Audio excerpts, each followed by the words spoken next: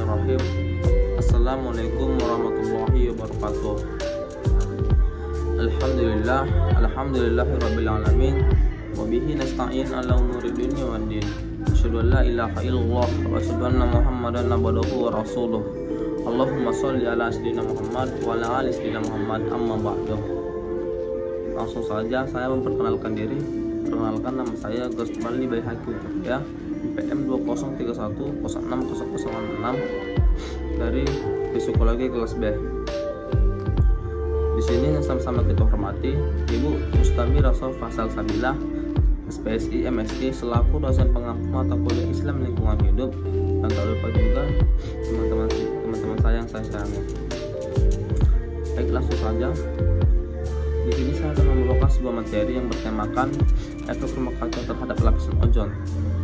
Efek rumah kaca merupakan istilah yang digunakan untuk menggambarkan bumi memiliki efek seperti rumah kaca di atas, di mana panas matahari terperangkap oleh atmosfer bumi.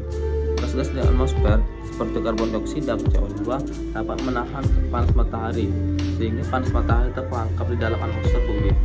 Dewan Pertahanan Sumber Daya Alam mengatakan atau mengungkapkan bahwa efek rumah kaca adalah krisis lingkungan dan kemanusiaan yang sedang terjadi di bumi. Suhu permukaan bumi kian meningkat akibat terperangkap oleh gas-gas karbon dioksida yang makin banyak hari demi hari, dan menjadikan bumi makin panas dan rawan akan bencana. Sebenarnya gas-gas tersebut di atas sangat diperlukan agar bumi tidak terlalu dingin. Namun akan tetapi, sejak revolusi industri, gas-gas seperti karbon dioksida, metana, dan gas berbahaya lainnya menjadi makin bertambah di atmosfer, sehingga konsentrasinya semakin meningkat akibat ulah manusia itu sendiri. Jika konsentrasi gas-gas di rumah kaca semakin meningkat di atmosfer, maka efek rumah kaca akan semakin besar. Penyebab efek rumah kaca dapat kita lihat seperti satu, yaitu penebangan liar dan pembakaran hutan. Dengan makin maraknya penebangan liar akan menjadikan berkurangnya media untuk mengurangi efek rumah kaca. Tak hanya itu, pembakaran hutan secara besar-besaran juga menjadi penyebab meningkatnya efek rumah kaca. Yang kedua, penyebab efek rumah kaca itu sendiri yaitu penggunaan bahan bakar fosil secara berlebihan. Penggunaan bahan bakar fosil secara berlebihan seperti minyak bumi dan batu bara yang terlalu berlebihan hanya berdampak buruk pada kualitas udara, tetapi juga dapat meningkatkan konsentrasi gas rumah kaca atmosfer. Pencemaran laut. Lautan dapat menyerap karbon dioksida dalam jumlah yang sangat besar, akan tetapi akibat pencemaran laut atau sampah yang bertebaran di dalam laut menjadi tercemar sehingga banyak ekosistem di dalamnya yang musnah, yang menyebabkan laut tidak dapat menyerap karbon dioksida lagi. Dan yang keempat, industri pertanian. Penggunaan pupuk non-organik untuk meningkatkan hasil pertanian ternyata membawa dampak buruk bagi lingkungan. Penggunaan pupuk tersebut bisa menghasilkan gas rumah kaca seperti N2O yang nantinya dilepaskan di udara. Sebaiknya kita dapat menggunakan pupuk organik saja. Dan yang kelima, penyebabnya itu limbah rumah tangga.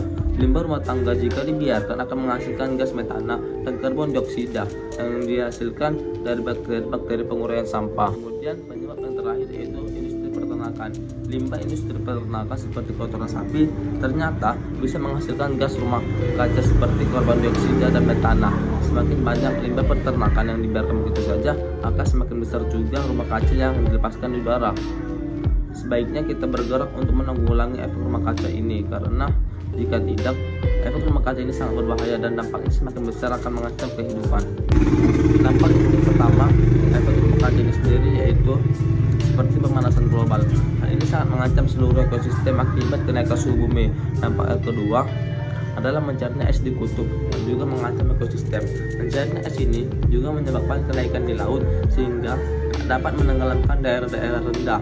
Yang ketiga, laut akan semakin asam karena konsentrasi gas rumah kaca yang meningkat. Asamnya air laut akan mematikan terumbu karang dan ekosistem lainnya. Kemudian dampak yang terakhir yaitu keempat, menipisnya lapisan ozon yang membuat sinar ultraviolet yang berbahaya sampai ke permukaan bumi. Cara dapat kita lakukan untuk menanggulangi efek rumah kaca ini sendiri seperti yang pertama yaitu hemat energi listrik. Gunakanlah pemakaian listrik dengan seperlunya saja.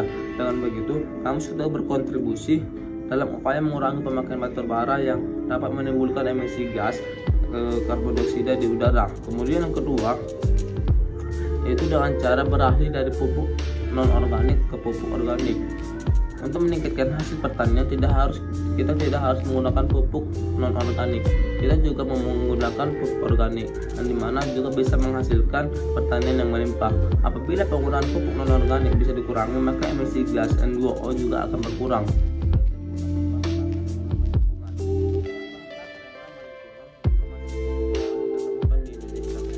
Adapun bahan bakar yang ramah lingkungan itu tersendiri yaitu seperti tenaga panas surya dan juga bahan bakar listrik. Bahan bakar tersebut dikatakan ramah lingkungan karena tidak menghasilkan polusi yang berbahaya bagi lingkungan. Dan yang cara keempat yaitu mengolah limbah peternakan. Limbah merupakan satu di antara penyumbang gas rumah kaca, terlebih limbah peternakan. Untuk mengurangi emisi karbon dioksida maupun metana, limbah bisa diolah menjadi biogas. Biogas ini bisa dimanfaatkan sebagai sumber energi alternatif pengganti bahan bakar fosil.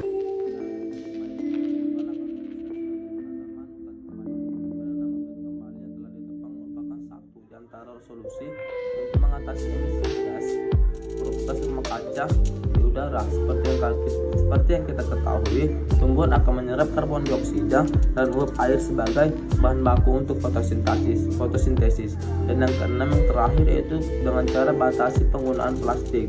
Plastik merupakan senyawa polimer yang sulit terdegrasi di dalam tanah. Untuk mengurangi limbah plastik di dalam tanah, satu di antara cara termudah adalah dengan cara membakarnya. Nah, pembakaran itu akan menghasilkan gas karbon dioksida dalam jumlah yang sangat besar. Untuk batasi penggunaan plastik dengan cara membawa botol air atau membawa tas kain saat kita berbelanja.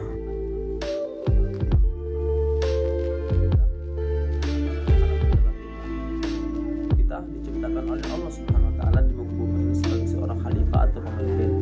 Sebaiknya kita mampu tidak merusak alam ini sehingga alam ini dapat asri sampai terus menerus.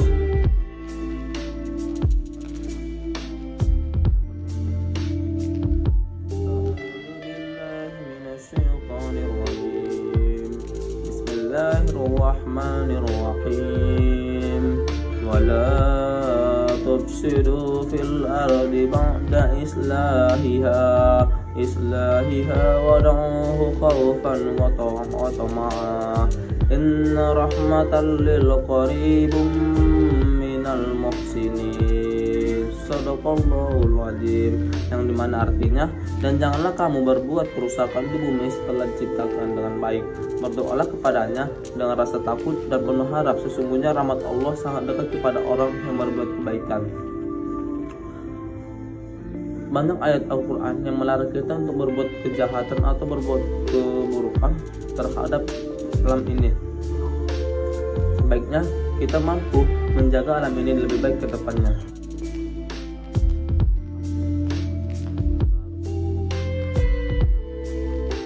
Allah Subhanahu wa taala, bukannya kita merasa hebat atau merasa bangga terhadap dosa yang kita buat, karena sesuai dengan sabda Rasulullah SAW, yaitu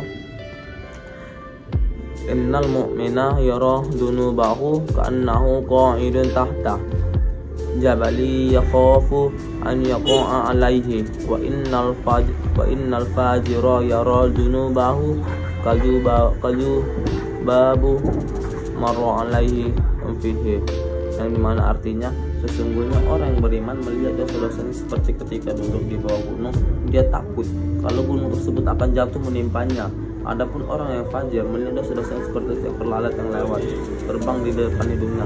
Hadis riwayat Bukhari.